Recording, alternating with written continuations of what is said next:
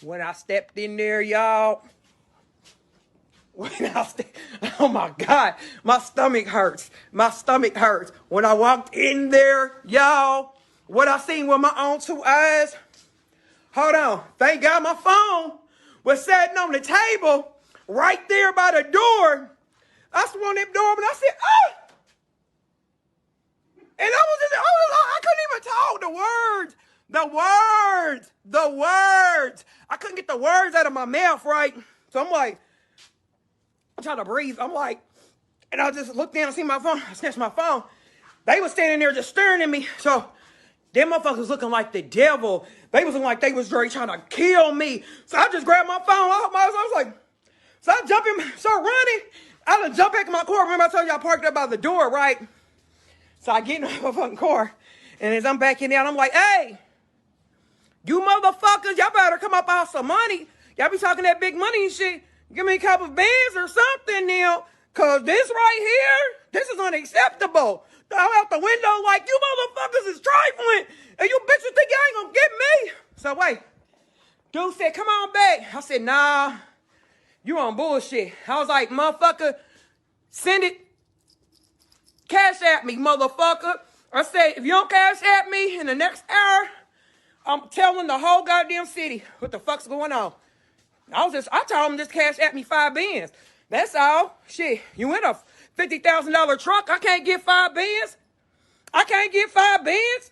So I was just like, cash at me 5 bands. That's it. And I ain't gonna sell a soul. You know, it won't be nothing on nothing. Huh. That motherfucker, look, I called his phone. He kept saying, bitch, I'm Hallville. Bitch, ain't nobody gonna go. February 10th, 2020. A woman sits behind the wheel of her car, phone in hand, broadcasting to the world. Her face is tense, voice trembling, but her words are bold. She is exposing a man, her ex-boyfriend, for a secret she claims he's desperate to keep, a secret about his sexuality. Within hours, she would be shot. Her vehicle crashes, and Jane Wafield is gone. Was it blackmail, revenge, or something even darker? Jane Wafield was no stranger to social media. Vibrant, funny, and outspoken, she often used Facebook Live as her diary. But behind the jokes and updates, Jane carried secrets and burdens. Those closest to her described her as brave, but also volatile, protective of her heart, and fiercely unafraid to speak her mind. Her final video, however, wasn't lighthearted or humorous. It was a warning and a confession. Jane and Jamel Carter had once been romantically involved. Their relationship, though brief, was intense. What started as a typical love affair. Messages, meetups, late-night conversations soon turned dark. Jane claimed that she discovered something Jamel was hiding. According to her, he had been engaging in same-sex relationships while publicly living as a straight man. Jane's own words in that video were clear. This man tried to kill me after I found out he was gay. I'm going live in case something happens to me. Was she exposing the truth? Or provoking a man already on edge? What made the situation combustible was Jane's admission that she had asked Jamel for money. She wanted $5,000 to keep quiet. Blackmail, or a desperate woman seeking compensation for what she called betrayal. Jamel, however, denied her claims. Sources close to him say he was shocked, humiliated, and terrified of being outed. He denied any wrongdoing, but refused to pay. What followed next was public exposure and private rage. On the morning of February 10th, Jane streamed a chilling Facebook Live. She appeared panicked. I see the whole gay bird in front of my whole 2 eyes. Two eyes. I had to come here and tell them about it. Listen. Happened earlier today. Hold on. This nigga, y'all, that... Hold on, let me wait for some more people to get on here. Because y'all got to hear this story. Because this is a good story. You know, we hear a lot of shit, but we don't never really get to see that shit. Because these niggas, they hiding. Listen, y'all, they're hiding behind the covers in the sheets around this bitch. The covers in the sheets. You feel me? The covers in the sheets. Hiding. They're hiding.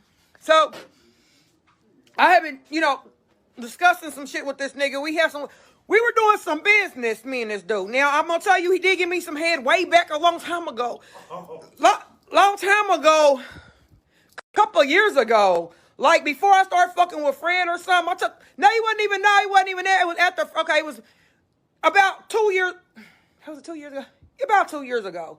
I think when I first was on Orchard, he gave me some head. That's when it was, you know. Okay, so when I was on Orchard, nigga gave me some head, right? Never really talked to him like that. You know, I had the old man. I had a lot of other shit going on, so I never talked to the nigga like that. Listen. So, I was doing some business with this nigga, right? Hold on.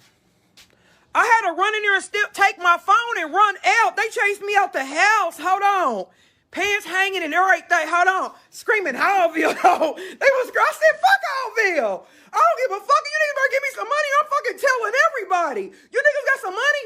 We Hallville. Ain't nobody. Fuck Hallville. Hallville gonna have to pay. Because if not, it's a story to be told. Oh, y'all don't want to pay? Bitch, I'll let you give me some head and you out here fucking niggas in their ass? Oh, no. This shit's not gonna fly. No, it's not. And I feel disgusted. I've been sick all day. Thinking about how I let you suck on my motherfucking pussy. And you're over there hitting the fudge out the back of niggas. I can't stomach it. But they say you Far East Side niggas been doing that shit. I ain't never seen that shit. Listen, I never seen that shit with my own two eyes. But today, I've been scorned for life. But today, I'm trying to move forward. Today, I've been traumatized. You niggas out here traumatizing bitches. Pull down on this nigga. Hold on. I grabbed what I came to get or whatever. He's like, come on over here to my uncle's house or whatever. Boom. Familiar with your uncle's house. Had been over there before once or twice or something like that. You know what I mean? So I had grabbed whatever, but I'm in a rush because I got to get back to the shop or whatever, you know, or whatnot. So, boom. I'm riding down the street. I done got the nigga being Speedway, right? I'm damn near to the tire shops on 16th Street. I'm like, fuck. I don't have my phone. So I start calling my phone, and I start calling his phone, and when nobody answering on my shop phone, I got a little flip. That's my shop phone, right? So, girl, yeah. So I'm on my little shop flip phone, and I'm like, boom, calling my cell phone, calling his phone. Ain't want nobody answer. So I'm like, damn. So now I done got back over there. I done parked right up by the front door, though. Thank God, because they chased me out of there. They was trying to kill me. Y'all, they tried to kill me. So anything happened to me, y'all know they tried to kill me today. Them niggas. And then when I got in the car, I started talking shit. If anybody knows me, that's how I get down. As soon as I get to the car, when I get close to my pistol, I'm really talking shit now. So wait a minute. So look, I'm in here. Hold on. I'm banging on the door. I'm like, boom, boom, boom. So I'm knocking on this motherfucking door. I'm like, I need my fucking phone. That's my money bag. I'm like hitting this motherfucking door. And I'm like, won't nobody come to the fucking door, right? And I'm like, damn. Something told me to check the door. That motherfucker was unlocked. When I stepped in there, y'all. Oh my God. My stomach hurts. When I walked in there, y'all, what I seen with my own two eyes. Hold on. Thank God my phone was sitting on the table right there by the door. I swung that door, but I said, oh! And I couldn't even talk the words. I couldn't get the words out of my mouth, right? So I'm like, I'm trying to breathe. I'm like, and I just looked down and see my phone. I snatched my phone. They was standing there just staring at me. So them motherfuckers looking like the devil. They was looking like they was trying to kill me. So I just grabbed my phone. I was like, so I jump in, start running. I done jump back in my car. Remember I told you I parked up by the door, right? So I get in my fucking car. And as I'm backing down, I'm like, hey, you motherfuckers, y'all better come up out some money. Y'all be talking that big money and shit. Give me a couple of bands or something now. Cause this right here, this is unacceptable. Throw out the window like you motherfuckers is trifling. And you bitches think y'all ain't gonna get me. So wait. Dude said, come on back. I said, nah, you on bullshit. I was like, motherfucker, send it. Cash at me, motherfucker. I said, if you don't cash at me in the next hour, I'm telling the whole goddamn city what the fuck's going on. I told him just cash at me 5 bands. That's all. Shit, you in a $50,000 truck. I can't get 5 bands. I can't get 5 bands. So I was just like, cash at me 5 bands. That's it. And I ain't gonna sell a soul. You know, it won't be nothing on nothing. Huh. That motherfucker, look, I called his phone. He kept saying, bitch, I'm Hallville. Bitch, ain't nobody gonna go against. I said, who the fuck is Hallville? Don't nobody give a fuck about Hallville. Who the fuck? Does anybody know what the fuck is, what the Hallville what? I was just sitting over there, I got a bag at Hallville. I sat in you bitches' faces and made a bag. What are you talking about? Enough to get me to my next location. So fuck a Hallville. Who are ya? Hallville, who is it? Anybody left? Who is this nigga? And so, hold on. I gave this nigga ample opportunity. I even gave him an extra hour to come up with the money. I was like, listen, just run me the bag and I'll just try to forget. But at the same time, nigga, you could have let me know you was getting down like it. He said, bitch, I ain't got to tell you shit, bitch. I don't owe you no explanations, bitch. He's talking like a G, though. This nigga talking like he on gin, though. This nigga is talking like he's on gin, though, okay? I'm telling you, he's talking like a G. I said, boy, they told me they was doing it out east, but I didn't know y'all was doing it out west like this. I believed out east. I done heard about out east. I heard about you niggas out east getting nasty than a bitch about a bag. Y'all niggas, out east, them niggas getting 20, 30 off white men, I heard. I don't know. But what I am going to say is, Jamal, you got the right bitch today. Because I take it personal because you gave me, you administrated hit on me before. So now I got to go, well, I stay in the hospital, so you know what I mean? I probably would have known if something would have happened to me behind this shit. But at the same time, you're not safe. You're not safe. You know, it's been a long time, really, since I touched you like that or whatever. But motherfuckers ain't safe out here, y'all.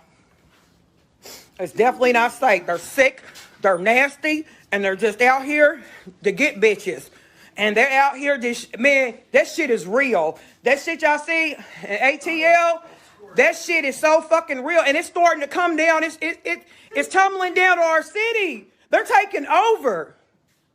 Everybody needs to check their nigga out straight up, because these niggas are playing like they this and that and got the keys to the city and all this and that. And they under the sheets and the covers. So I'm just saying, at the end of the day, I've been super traumatized today about some niggas once again, because I had to witness some shit that I didn't come to see or nothing like that. And I don't appreciate it either. Because you know what? If you get down like that, nigga, you need to let motherfuckers know. You don't just do that kind of shit and just think it's okay. And then you was looking at me like you was going to do something to me. Bitch, I'm out of here. Yeah, bitch. I would have let him go right out my little car, honey. I don't move without my pistol. Never, bitch. Should have went to the door with that motherfucker. Good thing I didn't. Then pop one of them niggas. Hey, all I'm saying is, guys, you females don't make it no better. Y'all keep accepting these niggas back, and they just nasty, and they just do what the fuck ever they want to do and stuff. And now they just getting wild. I guess they just tired of us bitches. Now they fucking each other and shit. The shit's getting wild. All I'm saying is, be safe. Boat up. Boat up on your dude. Boat up. I'm telling you, boat up on these niggas, because ain't no telling what's going on. I done seen this shit right here. I'm everybody suspect. After this right here, all you niggas is suspect until I determine otherwise. All you niggas on the list. All you niggas. I'm cool. I should have known. You know what, though? I'm going to tell you what the first clue was. The nigga was getting his toes done. This should have told it right here. The nigga was getting his toes done, y'all. And you know how you can change the face on live? You can change the face of the person that, you know, like you're looking at them. He was changing them into men and stuff. I understood when he was changing it to like women or characters, but when you was changing them into men, why do you have the men on your feet, baby? What are you doing here? I thought that was weird. That was the clue. See, it be clues. It be signs. And I just showed somebody that shit and was like, ain't this weird in a bitch? Why is he turning the camera into a man touching his feet? I thought that was disgusting. That wasn't number 2 weeks ago. And then, here we go. I walked into a mess. I walked into some smutty, nasty, disgusting shit. And I'll probably never be the same. I don't know.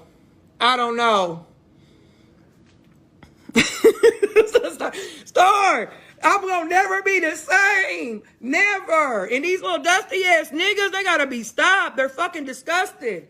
Now I'm wondering where you got the money for this truck and shit. You're probably fucking white men downtown. You hang downtown all the goddamn time. You down there fucking them white men. What's going on out here in these streets? For the better Indianapolis, for the greater Indianapolis, you niggas need to knock that shit off. Y'all infesting our little town. We all gonna be dead. I ain't touching nothing else. I don't want no head off you niggas or nothing else. I'm cool. Y'all done show me what time it is around here. Shit, I thought we was safe. We sorry than a bitch around here. Y'all ain't gotta worry about it. But one thing for certain, 2 things for sure, that bitch will never be back on this line a day in his motherfucking life. Bitch, you should have just paid the bread. You the one walking around like you got so much motherfucking money. Nigga, well, you should have got me quiet then. 5,000, I would have thought maybe that you were sincere about being, girl, right. You would have ran me about 5 G's. I would have thought that, you know what I mean? I could have maybe took you seriously. You maybe, I don't know, but you declined. And you thought you was going to scream that Hallville shit and thought somebody was going to give a fuck about that shit. I don't give a fuck about a Hallville. Nigga, I sat over in Hallville by myself and made a bag. Was leaving out of there with hundreds every day. What are y'all talking about? I don't give a fuck about fuck a Hallville. The fuck? Dusty motherfuckers. And now y'all out here passing out shit and anything else. I don't know what y'all got going on. But what you're not going to do is never get back on my line again, you weird-ass motherfucking dude. But today was your day to get exposed. Clearly, today was your day. Because I'm here to tell you. I'm at the top of the mountain. I'm telling it like Moses, like I told you I was going to do. And I told you I was going to do this. Motherfucker, they chased me out the house, though. Hold on. They motherfucking pants was hanging. Hold on. God, wait a minute. Listen. I've never seen such. Thank God for the people that were outside and shit and kids and shit. They had to stop at the door because they got the top of apartments. They got the little hallway. They had to stop at the door because there were kids and shit getting out of school and stuff. And people outside, thank God. But I hopped in my truck and hopped in my car and was talking hella shit. I was talking hella shit. Boy, hey, everything I wanted to say, I couldn't say at that moment. But after I got to my car, I told them motherfuckers the truth about they trifling asses and told them how fucking dare you motherfuckers. Ugh. And you kept on trying to tell me this nigga was your cousin. So was he your cousin or wasn't he? I don't know.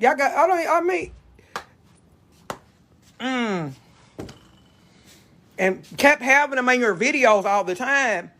Just some dude I had never seen in a day in my life.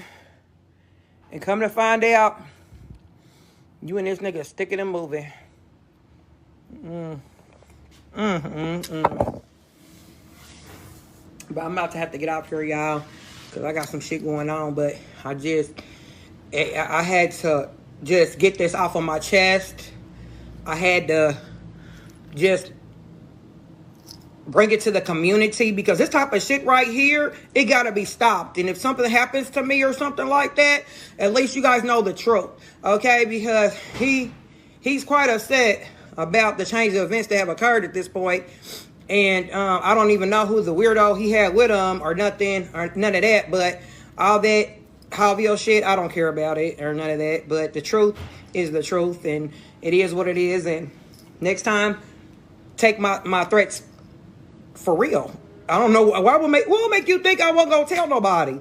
That's what I'm trying to figure out. Nigga, I don't fuck with you like that. You weird ass nigga. These niggas is really crazy. I'm Hallville. Okay, you're Hallville. Nigga, I'm behind the fair, bitch. I'm behind the fair. You know what I mean? I used to live down the street from the Kia. Nigga, who cares? Who fucking cares? The ghetto boys was living next door to me. Who cares? The fuck? Listen. I was in Homeville. Nigga, no nobody give a fuck about that shit. Y'all fucking and y'all freaking in Homeville. I've had enough of it. So, from here on out, y'all better check these niggas out. Straight up. I mean, I'm talking about taking back to the 3rd grade, talk to their principal. I'm talking about we got to really start checking these niggas out, because I would have never thought in a million years this nigga was going to come out of a bag like this today. This right here, it just killed my little heart, because you be trusting people. You do believing people. When they show you totally different from what you really thought. These niggas got on masks, y'all. They got on whole masks. Be safe out here. That's the only thing I can say is be fucking safe. Be safe. I'm disgusted, but it's gonna be all right. But if anybody needs any tires, come on out, Castleton. Tons of tires. I got them all. I got tons of them. And I'll get back with y'all. Driving through Indianapolis, looking over her shoulder, saying she feared for her life. In the video, she recounted her alleged discovery, the threats she'd received, and her determination not to stay silent. "If anything happens to me," she said, "this man did it." Those words would echo in viewers' ears just hours later. Around noon, Jane's car was seen careening down a street near 30th and Cold Spring Road. Witnesses say they heard multiple gunshots, then a sharp screech. Her car crashed violently into a structure. Jane was found shot multiple times, her body lifeless. There were no signs of a struggle and no clear suspect. But for many, there was only one name on their lips: Jamel Carter. Police began investigating Jane's death almost immediately. Her live stream was a crucial piece of evidence, but it also complicated things. Jane had publicly accused Jamel, but accusations alone aren't evidence. And while many believed he had motive, authorities struggled to find physical proof. Jamel never publicly responded. He lawyered up and went silent. No charges were filed. No arrests made. The case remains unsolved. Jane Waffield's story is a modern tragedy born from secrets, fueled by fear, and ended by violence. Her final live stream was both a confession and a will, her attempt to protect herself in a world that often fails women who speak out. Was she telling the truth? Did she overstep? Was it a desperate act or righteous exposure? In the end, the only undeniable truth is that Jane is gone, and her killer walks free. This is Sinister Tales. Subscribe for more unsettling true crime stories, where darkness lurks beneath the everyday. And remember, some secrets don't stay buried. They fight to be heard, even from the grave.